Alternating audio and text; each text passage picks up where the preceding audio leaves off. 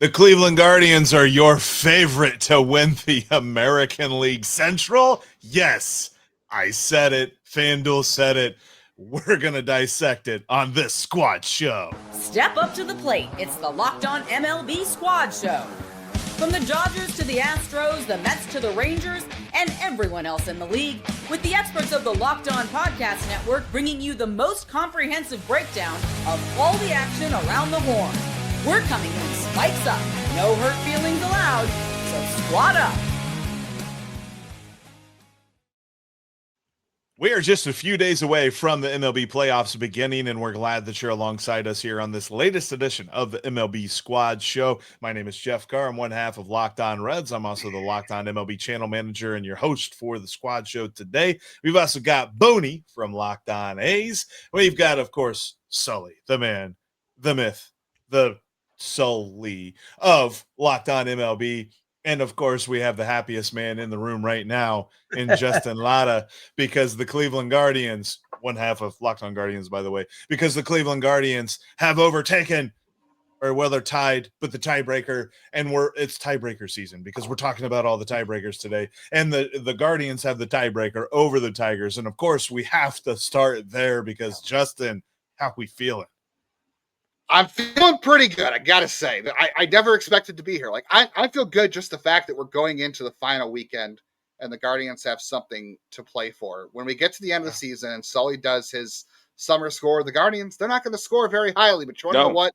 It has been the best month of baseball I can remember in the regular season since 2017. The Guardians almost wired a wire last year to win the division, very close to it. But this run has been very reminiscent of 2017 when they won 22 in a row. I mean, they're 17-3 in their last 20 games. The same team that lost 10 in a row earlier this season. I declared them dead at least twice. After the 10-game losing streak, I declared them dead when their closer, who I will not speak of, got not suspended. He's on the he's not disciplined. He's not disciplined, but he's getting paid. I haven't felt this good since then. Justin, you brought up my summer score, which is where the metric that I invented to keep track of I have a point system metric for the number of times you wake up in the morning, your team's in a playoff spot after Memorial Day. I can't do it before Memorial Day, but after Memorial Day, after a third of the season. So I call it the summer score, because if you have a high number, that means you had a fun summer, right? It means most of the days you woke up there. Right now, the Cleveland Guardians summer score is 34. Compare that with the Astros, which is 285. Wow. One is in the playoffs, one is not. The Guardians were a playoff team on Memorial Day, pretty much through June. I mean, they had a couple of days here and there where they're out of it, and then after June 25th, they fell out, never to be seen again until September 21st. So from June 25th till September 21st, they were not a playoff team. That's all of July. That's all of August. That's most of September. And here they are in a position where they're in a playoff team. I want to do one thing right now. I want to be Superman. I'm going to spin the earth backwards a little bit. I'm going to go back to not a very long time ago, 15 days ago, on coming off the games on June 10th, 15 days ago, September 10th. Sorry, swing back to September 10th. All right, mid-September, and the Tigers absolutely dismantled the Yankees with an 11-1 blowout. I want to just point a couple of things out. The best team in the American League that day were the Detroit Tigers, okay?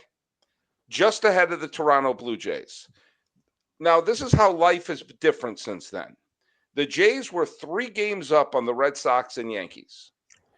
The Astros were in first place by themselves, okay? And the Detroit Tigers had 15 days ago, had a 9.5 game lead. It's so wild. 9.5. That's as many games as Mickey Rourke and Kim Basinger had weeks together. 9.5. Thank you for my really up-to-date movie references. And here. it was 15 days. It's When's not the as last if time this you was a saw a long movie period of so time. with 15 days. Now consider there's there's 3 or 4 days. There's 3 days left. So let's just round it up. You're up 9.5 with approximately with less than 20 to play. You're Feeling good. You're like, hey, let's ease up on the throttle and land the plane. After you've just humiliated the Yankees in back-to-back games. I mean, the Tigers were walking the walk. They were thinking like, hey, they were going to honor the late Chet Lemon and say, hey, it's 1984 all over again. But instead, it's 1984 as in Orwell for the Tiger fans, because this has become a bureaucratic nightmare that they have fallen apart. Even though they won today, and you got to give them credit for at least getting out of Dodge with something. Who thought when Ramirez hit that double in the 8th inning, I thought, here we go.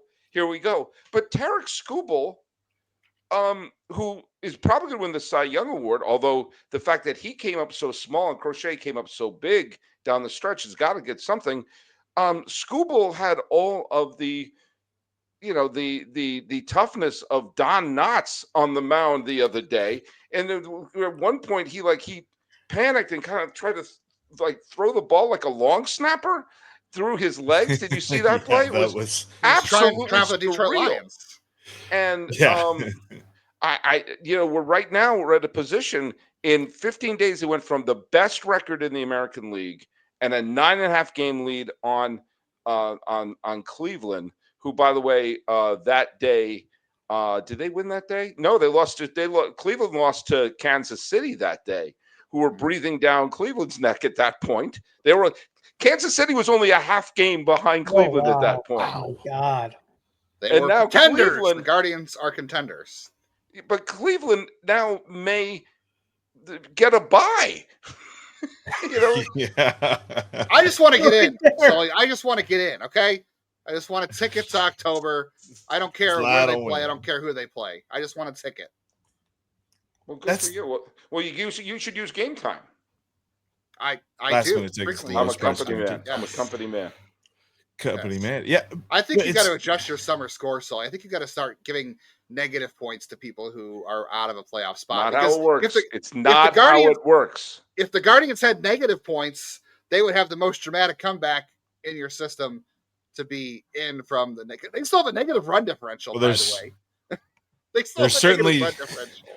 There's certainly people who have like one summer score, or is it two? Maybe it's no, because they had off day on Monday. The Rockies would be in the hole for the next 6 years. Well, the lowest summer score is Arizona with 4. Lowest summer score is Kansas City with 3, Arizona with 4, and Texas with 5. Okay. By the way, Minnesota has a score of 20. Just so you know. Yeah. Well, they had 13 in a row earlier this year. Yeah, they had a good section there, and the Cardinals and the Giants one both win for every player they traded. Nice. Oh, sorry, Brandon. I'm sorry. That was a pot shot there. It doesn't deserve that one, but no, it's crazy to see that comeback, and it's crazy to see like. Do you put all right real quickly before we get out of this segment here? Who gets more blame or credit, Guardians or Tigers? I think you have to blame the Tigers. I mean, yes, but the Guardians have been getting win after win because their pitching has been terrific. They've had games where they're winning like 4-2 or 2-1. I mean, like when they were going on that huge winning streak, they weren't exactly lighting up the joint. But the Tigers were just playing awfully. I mean, it's a combination, of course. I mean, you can't have one without the other. I mean, the great collapse of the Red Sox in 2011 is also the Rays took over as well. I mean, it's you need to have that team take advantage of it, and Lord knows Cleveland took advantage of it. I mean, 15 days to do that sort of a reversal, that's unheard of. Tigers losing 2 of 3 against the White Sox at home. I mean, come on. Yeah. The Guardians took care of business, but the Tigers definitely let them back in. Didn't close the door on them either. That's We how it have to goes. see Plus, I was both. opening the door to see if Sully still hated the Guardians. So, we know Well, that that's still the It's all case. the Midwest. It's all the Yes, Midwest. obviously you got to hate Cleveland because you hate those teams that win it every single year, and it's just Every single year. Well, I know this. Like, there's definitely a lot of spots that are kind of spoken for. And I know we mentioned that the Blue Jays and the Yankees, as far as the division goes, they're still neck and neck. And then you've got the last wild card spot in the National League that I feel like we've talked about a whole bunch because of the Mets. And that is an easy answer of, yeah, it's the Mets' fault. It's not credit to the Reds or the Diamondbacks for coming back in that race. But who is the most vulnerable as we head into October? Because I think there's a lot of different answers, a lot of different ways that we could go with that. So we're going to go that way next. What do you get when you have a bald eagle standing on top of a silverback gorilla riding a T-Rex? Confidence, pure confidence. If you're looking for something beyond the usual pill, it's time to meet Rugiet Go Long. That's exactly where Rugiet Go Long comes in. This isn't just another ED pill. It's a total game changer for confidence. Go Long combines 2 doctor-trusted medications in one dual-action formula so you can get hard and go the distance. The effects can last up to 36 hours. That's confidence all day, all night, and even into the next day. Ready to level up your confidence in the bedroom? Head to rugiet.com and use promo code LOCKEDONMLB for 15% off your first order. That's rugiet.com and the promo code LOCKEDONMLB. Make sure to use our code so they know that we sent you. Thank you for making Locked On MLB part of your everyday routine. There is a podcast for your favorite team, whether it is the Guardians, Justin and Jeff Ellis over at Locked On Guardians, the A's with Booney, whether it's the entire league, maybe you just love baseball as a whole, Sully's got you covered, and of course, Locked On MLB Game Night, watching every game every night, all the way through the World Series. And the Reds, too. Maybe you just really were a big fan of Noelvi Marte doing his best Glenn Braggs impersonation, albeit not in the World Series. But that was an amazing catch that Noelvi Marte. I just had to put that in there. I'm going to talk a lot about that on, the Locked On Reds show. So I'm not. By the way, Jeff, Glenn Braggs was a guest on the old Sully Baseball podcast. So I called Glenn Braggs friend of the podcast. Sorry, Booney. He was part of the Reds team that beat the A's. But what are you going to do? 91. It's because if you know ball, well, Sully knows ball, period, plain and simple. So, being that we know ball here on the Squad Show, there's definitely a couple of teams that are coming into this playoffs really hungry, maybe questioning some things. And I start with the Milwaukee Brewers. And I'm not saying that they are the most vulnerable, but I'm saying that if anybody is going to be pressing in October, whenever they finally get going, it's Milwaukee, because we've seen this story before. Milwaukee has dominated the regular season for what feels like a decade at this point. The National League Central has been theirs to lose for a long time, and they haven't lost it. They have absolutely dominated this division. And here we are again. They are now the number 1 seed in the National League. And it just feels like, to me, until they advance and until they show that the playoffs can be had for them, I kind of don't buy them. I'll tell you where I'm going to push back a little bit. Several times they've won the division, it's been because the Central has not been that strong. Now, I'm not saying every time, and there have been a couple of years in 2021 they were an excellent and legit potential pennant contender. They were upset by Atlanta. But there have been years where they were, someone's got to come out of the Central, and they were a good team in a division without a powerhouse. And sorry, no offense, Jeff. No, I've watched it closely. You're absolutely. This team's a 96-win team. They're probably going to wind up with the best record in the history of the franchise. And I think when I watch this team, there's something about this, and I've made this comparison before, and I'll bring it again. Right. Yes, I know they haven't been as dominant down the stretch, but it's also like, you know what? They're going to wind up probably with 97, 98 wins. And they also, the thing that makes them dangerous, I made the comparison to the 2015 Kansas City Royals, is that they're not leaning on one star player. They've got a lot of solid hitters and fielders up and down the lineup. They have a good, they don't have to rely on Mizorowski. They know they have Peralta. They know they have Priest. They know they have good pitchers on there. They know they have a pretty good bullpen with a little bit of depth, and they play great defense. And I think that they don't make mistakes.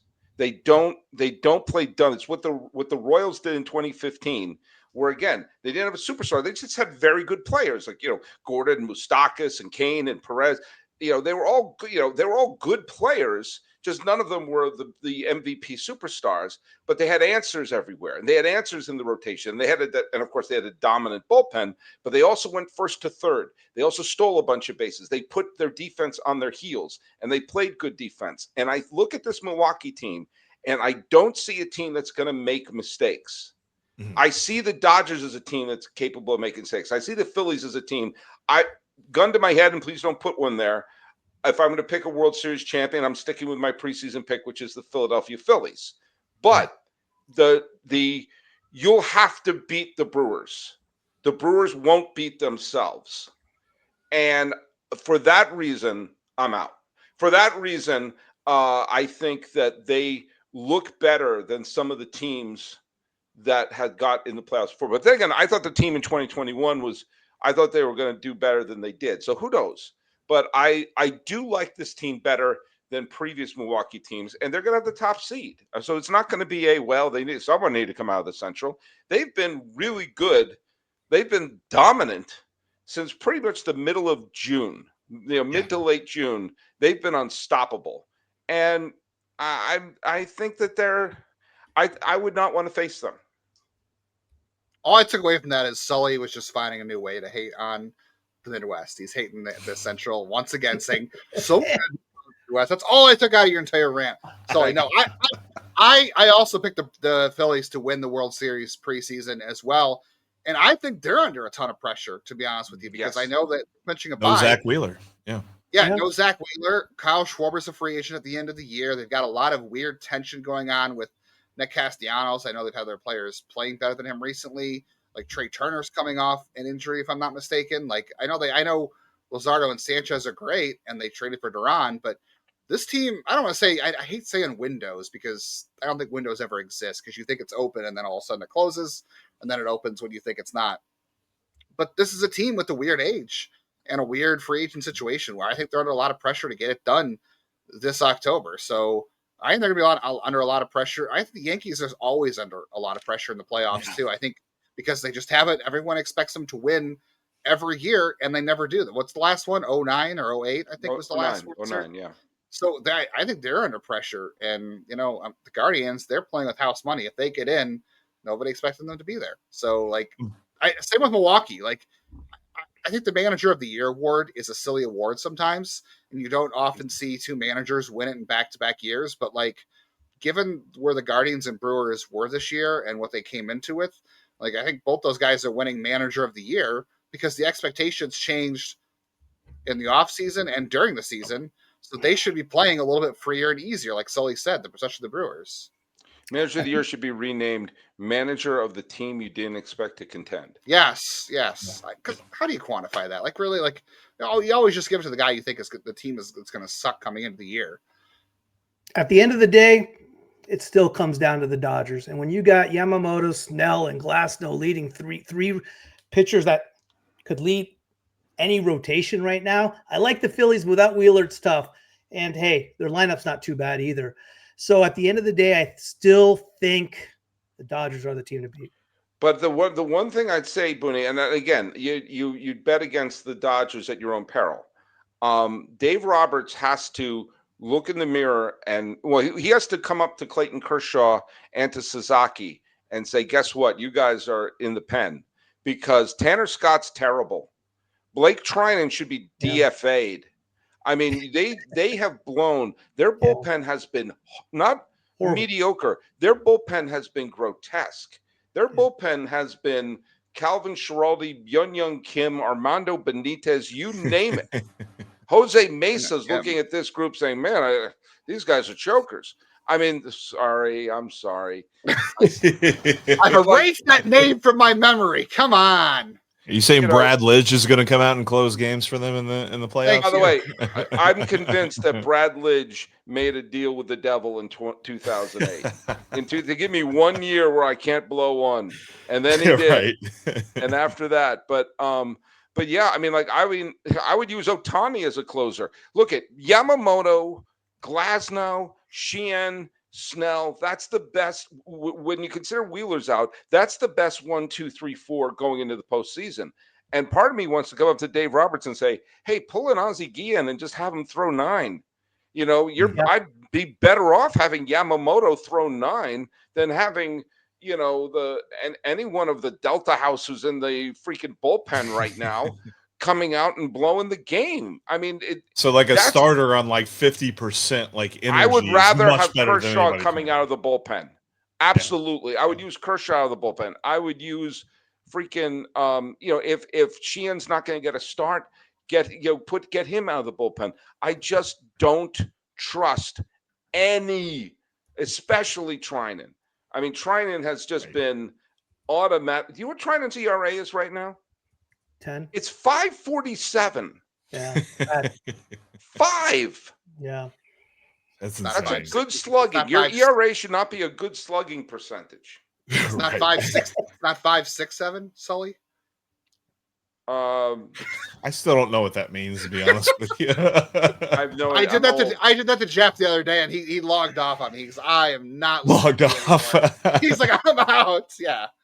Yeah, I gotta admit, I'm making 9.5 weeks references. I'm not into today's references. 9.5 weeks. Yeah, we're talking about Glenn Braggs just a minute ago. I agree with you, Booney, because it's tough. I mean, obviously, you have Yamamoto, you have Glasnow, you have Snell. Sheehan's been pitching great for them recently, and obviously, Ohtani is playing once again. He's once again pitching well, 50 home runs. He's going to have 20 stolen bases. OPS is going to be over 1,000. And Betts is there, Freeman is there. Obviously, they're going to score a lot and everything. But the bullpen will be their undoing. Absolutely be their undoing. I'm not saying they can't win, because you've seen teams that have, like last year, their rotation was a mess. They had to throw a bullpen game every 4 games, and they still managed to win it. By the way, I also think that the Yankees have one more dumb series in them. I think they have one more, where they're playing yakety sacks in defense, or Boone makes one more, dumb move. I that's not wishful thinking on my part, but I think they have one. There's one more. They're not going to be playing the White Sox. They're not going to be playing. The who else have they been playing down the stretch? The Nationals or the Twins. They're not going to be playing one of those teams. They're going to be playing a pretty good team along the way.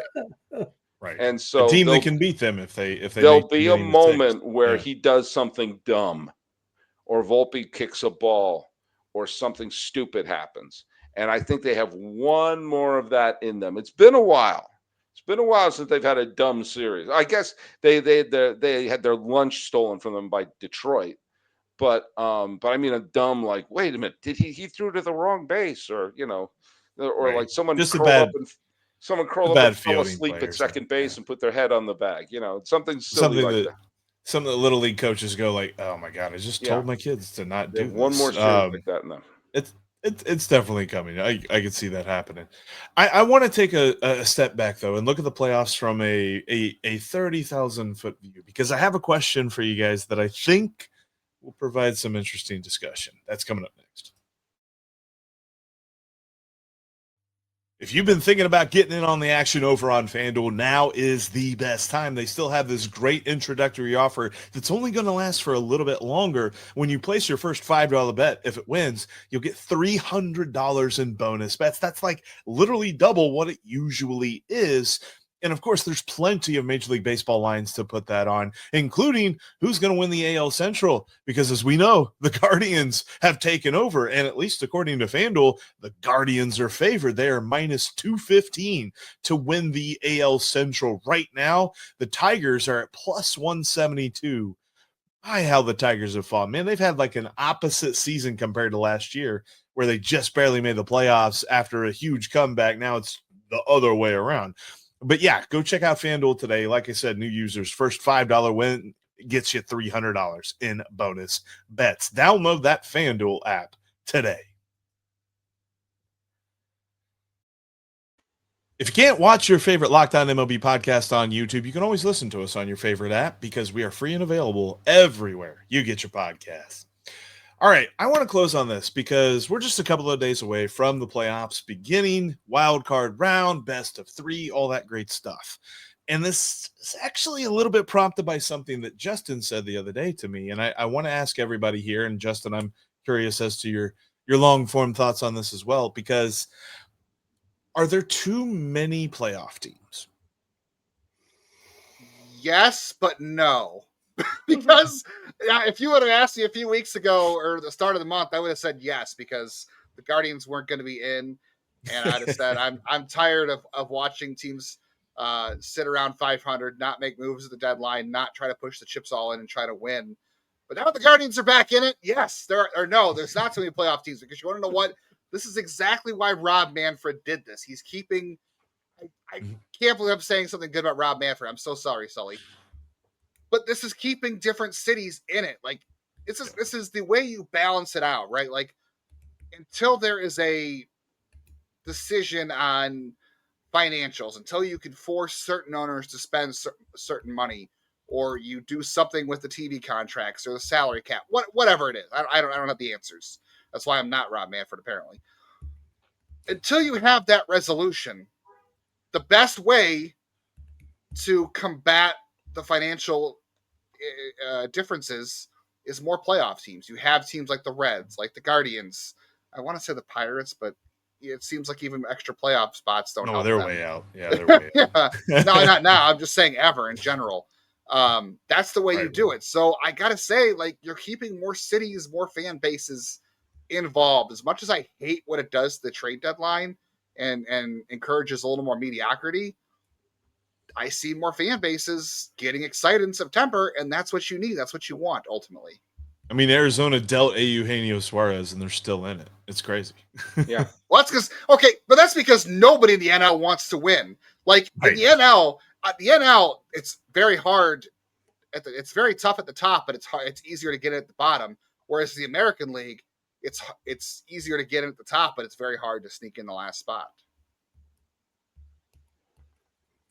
Well, I agree with you. I think one of the I've learned to stop fighting when they make changes to the playoffs, because I've grumbled about in the past and I've always been proven wrong. I think that it's the answer to the old, it's the same teams every year. So, well, it physically can't be, because we've cast a wide net. The thing that's made for the American League is that there's literally no way to pick a favorite in the American League right now. It's just going to be who's going to have 2 decent weeks. That's really it. The Yankees could run the table, or they could play stupidly, especially if they have to play in the wild card series. Let's say they play Boston, and Boston throws Garrett Crochet, who is unstoppable. And if I were the Yankees, I would not throw Fried in game 1. I would throw Rodon in game 1, because maybe you get lucky and if you face, you beat Crochet, but if it comes down to you're down 1-0, then it's just, okay, the other team just has to split. Or I could just as easily see the Yankees in the World Series. Same thing for every other team. We've seen instances of teams that stumble and bumble and grumble into the playoffs and suddenly go on a rampage. The Cardinals in 2006 went and limped into the playoffs, or even the Yankees in 2000 limped into the playoffs, and both of those teams went on to win the World Series. So, to have all of these fan bases, especially in the American League right now, thinking not only we can punch the ticket, but we can actually make it there's a path to the World Series that isn't banana boats like the Diamondbacks in 2023, which was just bizarre, but this a legit path. Every team I mentioned has a good streak in them. You could see the Toronto Blue Jays, who have been, spiraling, the proverbial spider in the toilet, but you could see them going hey, we're in, let's relax. boom, though Frankie goes to Hollywood and say, relax, don't do it, and find themselves going to, that's possible. And that makes it exciting for these fan bases. I wouldn't mind seeing shortening the regular season if we have this many. I've been advocating for years ending the regular season on Labor Day and having the playoffs start in September, and have baseball not competing with football in the best month of the season, but get August to be the great pennant race, and and then have the playoffs in September. So we're not going like, oh, the World Series is going on during Thanksgiving dinner, and so I'm you're not gonna find a bigger baseball fan than me, but I'm all for, if it's like a 140 game season or something like that. I'm your pal Sully is listening. But I think it's working, for just to get people's interest, that generations of kids can start to get interested in them. I teach at a high school in Pasadena, and all these kids are walking around with Dodgers jerseys. Yeah. Now, granted, the Dodgers are one of the best teams, one of the most popular teams, but I'm seeing young people watching baseball. And if that's happening across the country, remind me why that's bad. Or hear me out. You shorten the season and you don't start until late April, early May, because people like us here in Cleveland have to sit through 35-degree home openers, and the fans sell out for that, and they don't show up again until this past week, which has literally been true most of the year.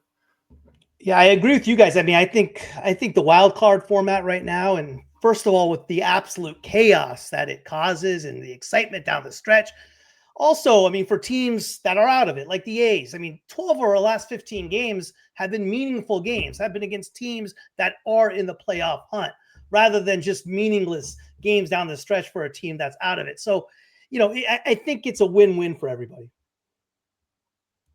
I am intrigued to see exactly how this plays out, because we were talking a lot about the Dodgers bullpen and stuff. If the Mets are able to make it in, you're going to have the Mets Dodgers, and then whoever takes their starter out first is just like spin the roulette wheel. Let's see what happens, because the Mets bullpen is even worse than the Dodgers. So that's going to be crazy. What you're saying is the Dodgers need Rougiet.